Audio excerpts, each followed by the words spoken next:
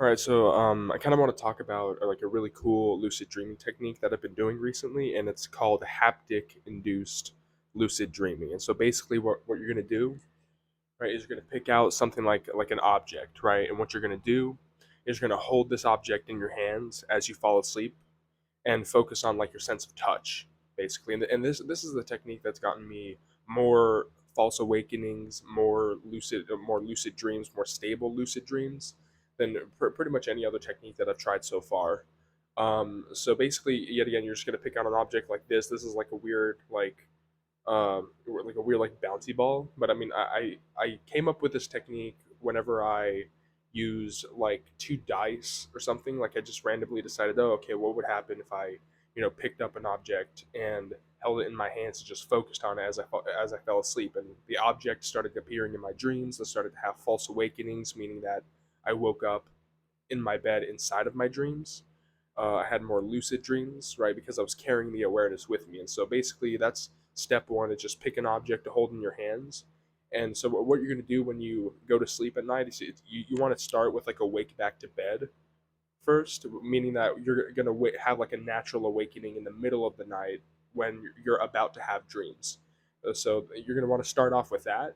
Um, and then after you do that, what you're gonna do is you're gonna hold the object in your hands. I prefer to like do this thing where like I curl like my bottom two fingers and like have like the top three sort of grip it like that, and so like that sort of latches it there. Like I don't need to grip it or anything in order to have like a strong hold on it, right? And so like that's like a step two. So like step one, you pick the object. Step two, you hold the object in your hands as you fall asleep. And step three is probably like the most important. And this is where I've had like the most problems.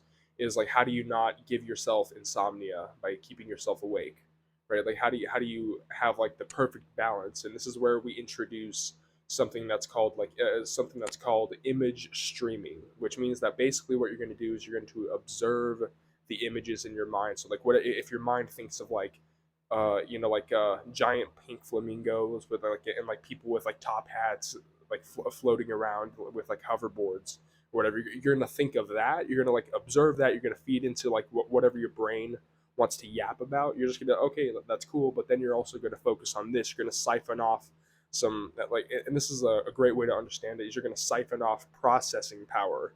So it's almost like 10% of your CPU is going to be dedicated towards this object that you're holding, and you're going to allow yourself to fall asleep. But like that 10%, right, is going to keep, anchor.exe open. So you're going to be anchored and then you're going to fall asleep. And I've had this happen where it's like 5 seconds after the dream starts. It's like a fade to black and there's a cut scene, right? Like 5 seconds after the dream starts, like I've maintained awareness of this, right? So a certain percentage of my CPU, a certain percentage of like RAM, right, from your brain, it's being siphoned off to this, and so this awareness actually just makes you aware. It's just raw awareness. Like you don't have to do any particular like, oh, I intend to do this. I'm like thinking really hard. Like that's I mean that kind of gives me insomnia, right? So this is like a really cool way to achieve lucid dreams. Like it almost reminds me of the sort of like the princess and the pea, right? It's like you insert like a pea into the mattress, and it's like you sort of notice it in your back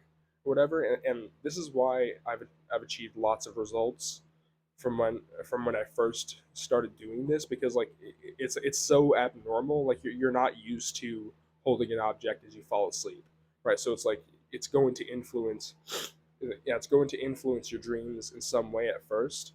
And also, if you maintain the practice, if you actually maintain the correct balance, right, where it's like you're maintaining awareness of the sense of touch, right, you're activating like the touch center of the brain while simultaneously feeding into that image stream of like of just random thoughts, right, just like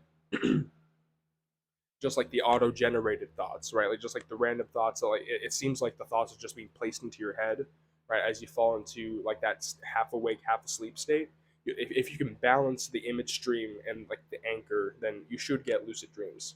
So yeah, that's pretty much all I have to say on it. Pretty cool technique, haptic induced lucid dreaming, which is like a HILD, right? It's based on haptic feedback, sense of touch. Yeah.